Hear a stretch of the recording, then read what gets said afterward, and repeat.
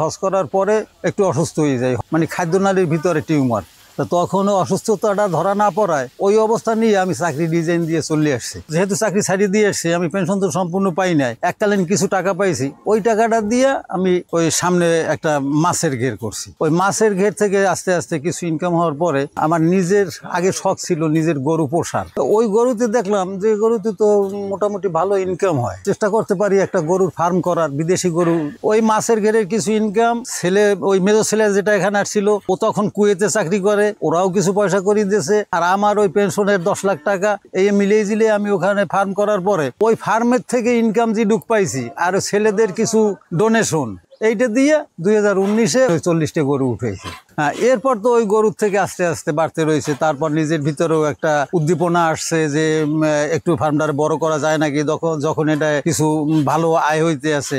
তারপর কিছু লোকজনও খাটতেছে। এখন বর্তমানে এখানে আমার প্রায় 50 জন লোক খাটতেছে আমার ফার্ম এবং বাইরের কৃষি জমি টমি অন্যান্য ফসলাদি নিয়ে 50 জন লোক খাটে আমার এখানে। কোরবানির জন্য 100 গরু আমি রেডি করতেছি। এর ভিতর 80টা হলো শাহিওয়াল আর 20টা হলো অস্ট্রেলিয়া।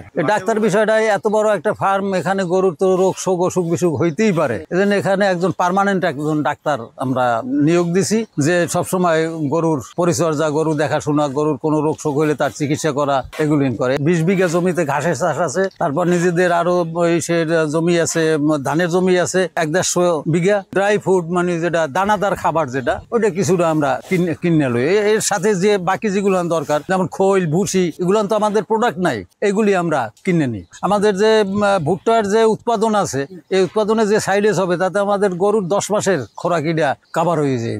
এই তো এখন থেকে শুরু হয়েছে। 25 সাল মানে আগামী ডিসেম্বর পর্যন্ত আমাদের এই ভুট্টার ওই সাইলেজেই আমাদের চলে যাবে। দামের দিক থেকে যদি আমরা বিবেচনা করি এবং চাহিদার দিক থেকে, তাহলে শাহিওয়ালটারই চাহিদা ভালো এবং ওটার দামও একটু ভালো পাওয়া যায়। আমাদের তো বায়োগ্যাস প্লান্ট আছে, আমরা বায়োগ্যাস করতেছি এবং উদ্বৃত্ত যে বর্জ্যটা থাকে ওটা থেকে তো আমরা জৈব সার তৈরি করতেছি। আমাদের সামনে ফ্যাক্টরি তো জৈব সারের, ওগুলো এখন পর্যন্ত আমাদের পাঠানোর কোনো সিদ্ধান্ত হয় না। তবে কিছু অর্ডার আছে, ডিলাররা কিছু আগ্রহ প্রকাশ করতেছে। সিলেটের 2টা চা বাগান থেকে অর্ডার আছে প্রায় 2000 টনের মতো। এই তো আমরা এখন পর্যন্ত উৎপাদনে আসি নাই, উৎপাদন শুরু হয়েছে, কিন্তু আমরা ল্যাব টেস্টে আছে। বিএসটিআই এর মানে অনুমোদন পাওয়ার পরে আমরা বাজারজাত করব, কিন্তু উৎপাদন শুরু হয়েছে, বাজারজাত করা হয় না এখন পর্যন্ত। এটা সম্ভব হয়েছে যখন দেখলাম যে আমাদের গরুর গোবর ওয়েস্টেজ হয়ে যাইতেছে, তারপর বিভিন্ন জায়গায় রাখার জায়গা নাই, তারপরে কি করা যাইবে, কেউ এগুলো নিতেছেও না। তখন একটা চিন্তা আসলো মাথার ভিতর, কারণ এই জৈব সারটা সম্বন্ধে তো আমার ধারণা ছিল। ধারণার থেকে ভিতরে একটা কাজ করছে যে তাহলে আমরা এইটা দিয়ে, গোবরটা দিয়ে আমরা জৈব সার করতে পারি কিনা এবং বাজারজাত করা যায় কিনা। গরুর পানিটা 3 বার পিউরিফাইড হয়, 3টা ফিল্টার হইয়া এরপরে পানিটা গরুরে খাওয়ানো হয়। আমরা গরুরেও খাওয়াই, আমরা নিজেরা বাড়িতেও ব্যবহার করি, প্লাস এলাকার লোকজনের খাবার পানিতে অসুবিধা আছে, আমাকে যাই সমস্যা আছে, যার জন্য আমরা একটা লাইন ছাড়িয়ে দিয়েছি যে তোমাদের খাবার পানি যার যা লাগে তোমরা নিয়ে এখানে ফ্রিতে খাইতে থাকো।